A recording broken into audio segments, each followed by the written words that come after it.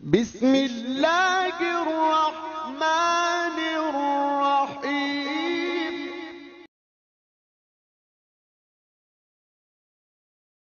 الحمدللہ وحدہ والصلاة والسلام علی من لا نبی بعدہ قال اللہ تبارک و تعالی فی القرآن المجید فاعلم انہ لا الہ الا اللہ۔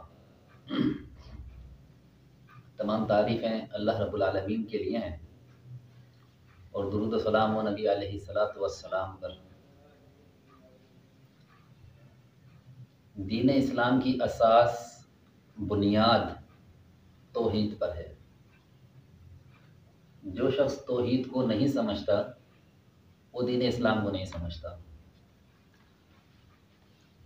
توحید کے حوالے سے میں چند پوائنٹس پر گفتگو کروں گا کہ توحید کے اصول کیا ہیں سمجھنے کے، توحید کو کس طرح سمجھا جا سکتا ہے بڑی آسانی کے ساتھ۔ کیونکہ توحید ایک ایسا موضوع ہے جو تمام موضوعات کی بنیاد ہے اور اساس ہے دین اسلام کی۔ جو شخص توحید کو سمجھ جاتا ہے وہ دین اسلام کو سمجھ جاتا ہے۔ توحید ہے کیا؟ اس میں کوئی اختلاف نہیں ہے۔ توحید کی 3 اقسام علماء کرام نے بیان کی ہیں: توحید ربوبیت، توحید الوہیت اور توحید اسماء و صفات۔ توحید ربوبیہ کیا ہے؟ شرح عقیدہ طحاویہ میں بھی اس کا ذکر موجود ہے، شرح فقہ اکبر میں بھی موجود ہے، اور عقائد کی جتنی کتابیں ہیں اس میں تقریباً آپ کو کسی نے 2 اس کی تقسیم کی ہیں کہ 2 قسمیں اور کسی نے 3، تو بہرحال 3 قسمیں زیادہ بہتر ہیں۔ توحید ربوبیہ کیا ہے؟ توحید ربوبیت یہ ہے افراد اللہ تعالی بافعالہ، اللہ رب العالمین کو اکیلا ماننا اللہ کے کاموں میں، یہ توحید ربوبیت کہلاتا ہے۔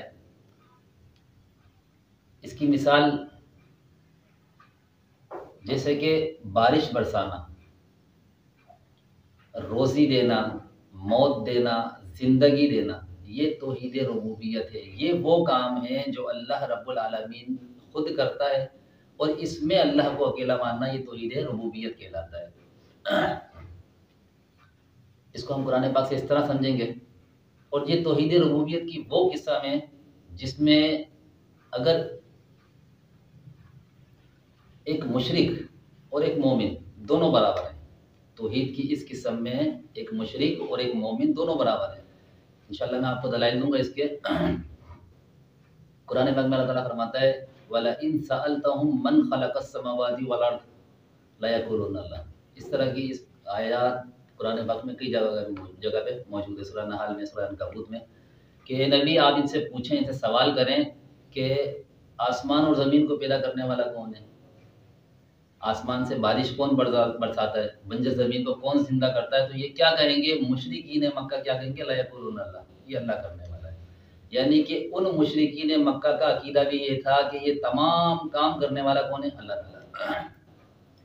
اس توحید کی اس قسم میں ایک مشرک اور ایک مومن دونوں برابر ہیں، اس لیے کہ مومن کا بھی یہ عقیدہ ہے کہ تمام معاملات، زندہ کرنا، موت دینا، رزق دینا، بارش برسانا، یہ تمام کام جو سر انجام دیتا ہے وہ صرف اللہ تعالیٰ کرتا ہے، اور ایک مومن کا عقیدہ بھی یہی ہے، ایک مشرک کا عقیدہ بھی یہی ہے۔ تو اس تقسیم میں، اس قسم میں دونوں برابر ہیں، کیونکہ اس توحید کو مشرکین مکہ بھی مانتے تھے، اور نبی علیہ السلام کا جو اختلاف تھا مشرکین مکہ سے اس توحید میں نہیں تھا، کیونکہ وہ مانتے تھے۔ اللہ تعالیٰ نے جگہ جگہ ان سے پوچھا کہ نبی آپ ان سے پوچھیں کون اللہ تعالیٰ کون ہے جو بنجر زمین کو زندہ کرتا ہے بارش برسا کر، کون ہے جو زندہ کو مردہ اور مردہ کو زندہ کرتا ہے؟ تو انہوں نے کئی جگہ پہ اقرار کیا لا یقولون اللہ، اور اس طرح کے واقعات کئی ہمارے کو ملتے ہیں کہ وہ اللہ کے لیے طواف کرتے تھے، یہاں تک کہ برہنہ طواف کیا جاتا تھا کہ وہ بولتے تھے ہم جن کپڑوں کو ہم نے سود کی کمائی سے یا غلط کمائی سے ہم نے پہنا ہے ان کپڑوں کے ساتھ بھی ہم طواف نہیں کریں گے، خالص اللہ کے لیے ہم طواف کریں گے جو اللہ کا دیا ہوا۔ یعنی کہ اللہ رب العالمین کا جب گھر تعمیر کیا، کتابوں میں بات بڑے معروف ہے کہ جب تعمیر کیا تو تعمیر کے وقت بھی انہوں نے صرف وہ پیسہ لگایا جو ان کی خالص کمائی کا تھا، جس میں سود کی کمائی نہیں تھی، تو وہ انہوں نے پیسہ لگایا۔ نہیں، اللہ تعالیٰ کو اتنا مانتے تھے وہ لوگ۔ اس چیز میں توحید کی اس قسم میں کوئی اختلاف نہیں تھا۔ دوسری قسم ہے توحید الوہیہ۔ توحید الوہیت کیا ہے؟ توحید الوہیت اس کی تعریف یہ ہے کہ افراد اللہ تعالی بافعال العباد، اللہ رب العالمین کو اکیلا ماننا بافعال العباد، جو اللہ نے بندے کے ذمہ کام لگائے۔ جو کام اللہ نے بندے کے ذمہ لگائے ان کاموں میں اللہ کو اکیلا ماننا. کالصلاۃ والصوم والحج والزکات، یعنی کہ جو نماز جو انسان خود اعمال کرتا ہے، نماز پڑھنا، روزہ رکھنا، عبادت کرنا، حج کرنا، صدقہ خیرات کرنا، نظر ماننا، یہ توحید الوہیت کی قسم ہے. مشرکین مکہ سے جو اصل اختلاف تھا توحید الوہیت کا، اس قسم کے اندر وہ شرک کرتے تھے. توحید کی اس قسم میں وہ شرک کرتے تھے. اس کی مثالیں بھی کئی جگہ پہ موجود ہیں. اب نماز پڑھنا یہ خالص اللہ کے لیے ہونی چاہیے، روزہ رکھنا خالص اللہ کے لیے ہونا چاہیے، حج کرنا خالص اللہ کے لیے ہونا چاہیے. اب وہ کیا کرتے تھے، وہ اس عبادت میں جو عبادت کا حق اللہ رب العالمین کے لیے خاص تھا، وہ انہوں نے اپنے بتوں کے اندر، اپنے ان لوگوں میں جن کو وہ معبود سمجھتے تھے، ان میں انہوں نے تقسیم کر دیا تھا. تو اس قسم کے اندر وہ شرک کرتے تھے. جیسے کہ نظر ماننا عبادت ہے، اور یہ عبادت صرف اللہ رب العالمین کے لیے ہوگی. جیسے اللہ تعالیٰ نے ذکر کیا ہے کہ عمران کی بیوی نے نظر مانی، نظر تو لک ما فی بطنی محرم، اے اللہ تعالیٰ جو بھی میرے اس بطن میں، اس پیٹ میں ہے، اللہ تعالیٰ میں تیرے لیے نظر مانتی ہوں کہ تیرے لیے اس کو آزاد کر دوں گی.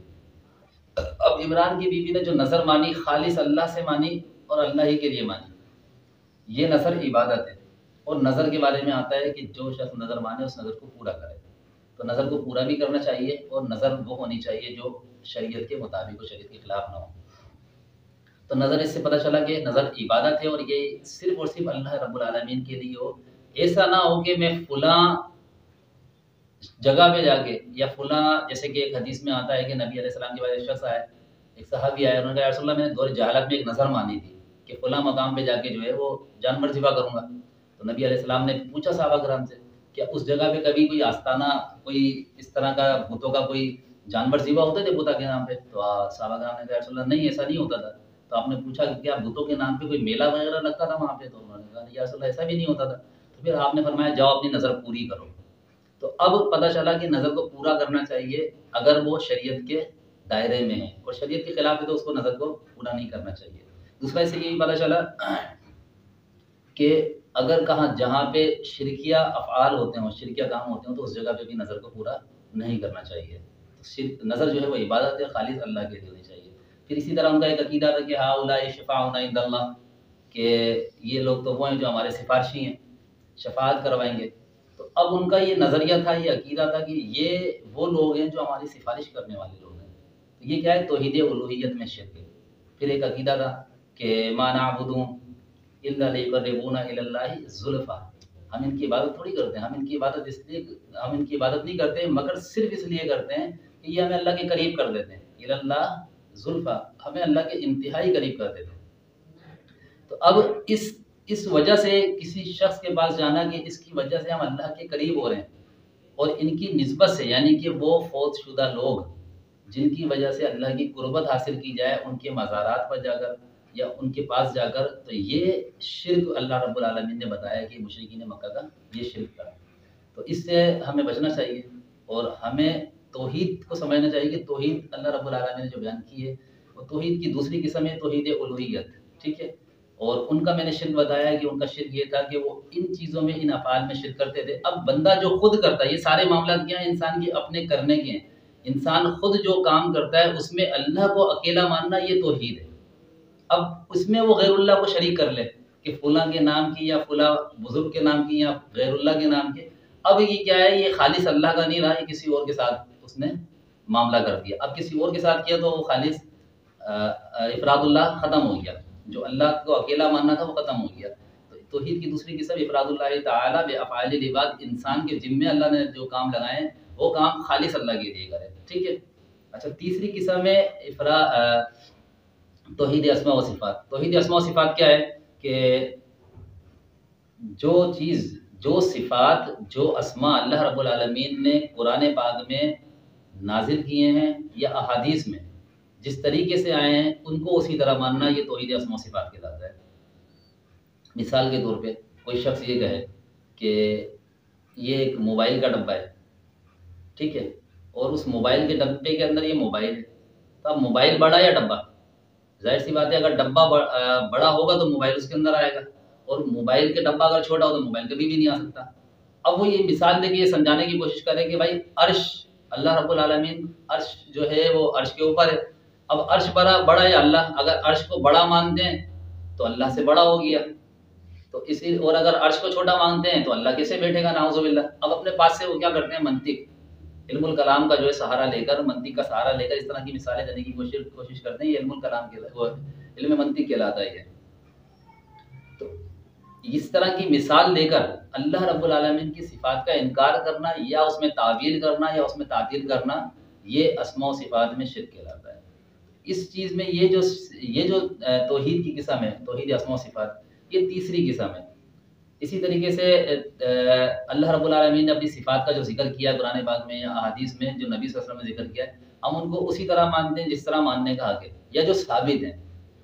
جیسے کہ اللہ رب العالمین نے ید کا ذکر کیا، ٹھیک ہے نا، کہ اللہ تعالیٰ کے 2 ہاتھ ہیں اور دونوں ہاتھ کشاد ہیں، اور دونوں ہاتھ دائنے. حدیث میں آتا ہے اللہ تعالیٰ نبی علیہ السلام فرماتے ہیں کہ اللہ کے 2 ہاتھ ہیں اور دونوں سیدھے ہاتھ ہیں، دونوں دائنے ہاتھ ہیں. اب اللہ رب العالمین کے ہاتھ ہیں، اس پر ایمان رکھنا ضروری ہے، لیکن کیسے ہیں اس کی کیفیت میں نہیں جانا چاہیے. اس کی کیفیت کو جو بیان کرتا ہے وہ شخص گمراہ ہے، وہ شخص جاہل ہے. جیسے کہ امام مالک کا بڑا معروف واقعہ ہے کہ امام مالک رحمۃ اللہ علیہ کی محفل میں، ایک مجلس میں ایک شخص بیٹھا ہوا تھا اور اس نے سوال کیا اللہ رب العالمین کی کیفیت کے حوالے سے کہ استوا کی کیفیت کیا تھی اللہ تعالیٰ کی. امام مالک رحمۃ اللہ علیہ، امام ہبت اللہ لالکائی نے بھی اپنی کتاب میں اس کا ذکر کیا ہے، اور بخاری کی شرح فتح الباری کے اندر بھی ابن حجر اسقلانی نے اس کا ذکر کیا اس میں. تو کہتے ہیں کہ امام مالک سے جب یہ سوال کیا گیا، امام مالک رحمۃ اللہ علیہ نے اپنا سر جھکا لیا اور پسینے پسینے ہوا، سرخ چہرہ ہو گیا، اور غصے میں جو ہے نا انہوں نے پھر اس شخص سے پوچھا.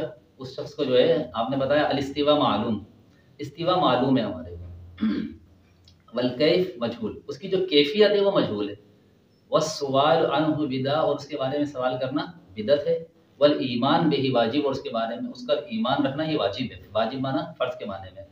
اب یہ 4 اصول دیے امام مالک نے امت کو کہ اصول کیا، الاستوا معلوم، استوا ہمیں معلوم ہے. استوا کیسے معلوم ہے؟ اللہ تعالیٰ نے فرمایا الرحمن علی العرش استوى، رحمان جو ہے وہ عرش پہ مستوی ہوا. اب اللہ تعالیٰ عرش پر مستوی ہوا، یہ ہمیں معلوم چلا قرآن پاک سے. علم دیا اللہ تعالیٰ نے ہمیں، اب جس کا علم اللہ نے دیا وہ چیز ہمیں معلوم ہوئی. اب جو چیز ہمیں معلوم ہو تو ہمیں اس پر اتنا ہی تبصرہ کرنا چاہیے اور اتنا ہی علم رکھنا چاہیے، اتنا ہی ایمان رکھنا چاہیے جتنا اللہ نے ہمیں بتایا. کیونکہ استوا معلوم ہے اس لیے کہ اللہ نے بتایا، اللہ اس کے رسول نے بتایا، ٹھیک ہے. والکیف مجہول، اس کی جو کیفیت ہے، کس طریقے سے اللہ رب العالمین اوپر چڑھا ہمیں نہیں معلوم. لیکن اللہ رب العالمین اوپر چڑھا، اوپر گیا، بس اس پر ایمان رکھنا چاہیے. اللہ رب العالمین عرش پر، پہلے اللہ کا عرش پانی پر تھا، پھر اللہ رب العالمین 7 آسمانوں کے اوپر اللہ کا عرش، ٹھیک ہے. حدیث میں یہی آتا ہے، ہمیں اسی پر ایمان رکھنا چاہیے. والسؤال عنہ بدعہ، اور اس کے بارے میں جو سوال کر رہا ہے، یعنی کہ اس کی کیفیت کے بارے میں جو سوال کرتا ہے وہ سوال کرنا بدعت ہے. ایسا سوال کرنا بدعت ہے، اس طرح کے سوالات نہیں کرنا چاہیے. اور چوتھی چیز والایمان بہ واجب، اللہ رب العالمین کی جو صفات ہیں اس پر ایمان رکھنا یہ فرض ہے کہ اللہ رب العالمین نے اپنی صفات کو خود ثابت کیا ہے. جس کو اللہ رب العالمین اور اللہ کا رسول ثابت کرے، جن صفات کا ذکر کرے اس کو ثابت کرے، تو اس پر ایمان رکھنا واجب ہے.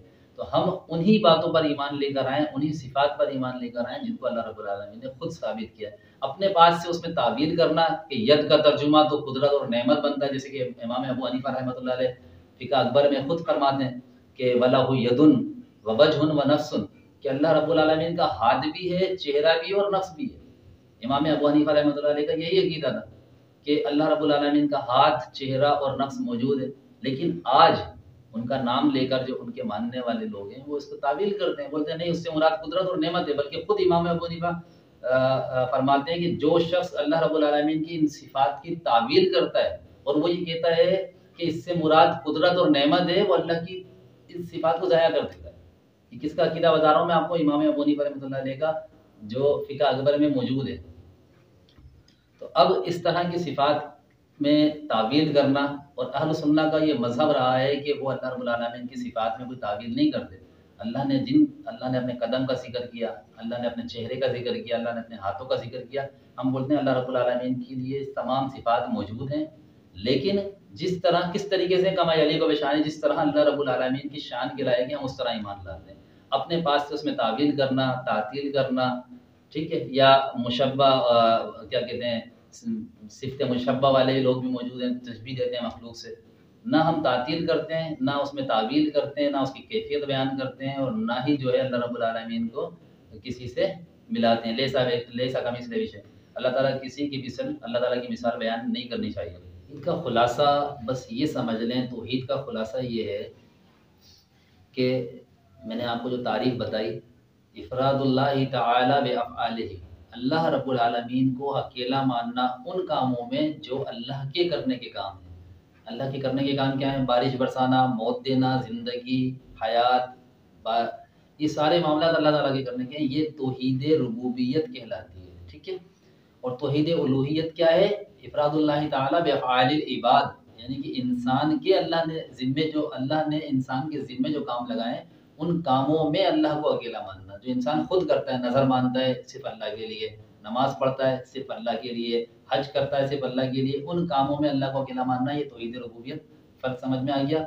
توحید ربوبیت جو اللہ کے کرنے کے کام ہے ان میں اللہ کو اکیلا ماننا. توحید الوہیت جو انسان کے کرنے کے کام ہے اس میں خالص اللہ کو اکیلا ماننا، اللہ کو ایک مان کر کرنا، وہ توحید الوہیت کہلاتا ہے. توحید اسماء و صفات، جو اللہ رب العالمین نے جن صفات کا اور جن ناموں کا ذکر قرآن پاک میں اور احادیث میں کیا ہے، ان کو اسی طرح ماننا جس طرح ماننے کا حق ہے، جس طرح اللہ اس کے رسول نے ثابت کیا. اس کو توحید اسماء و صفات کہتے ہیں.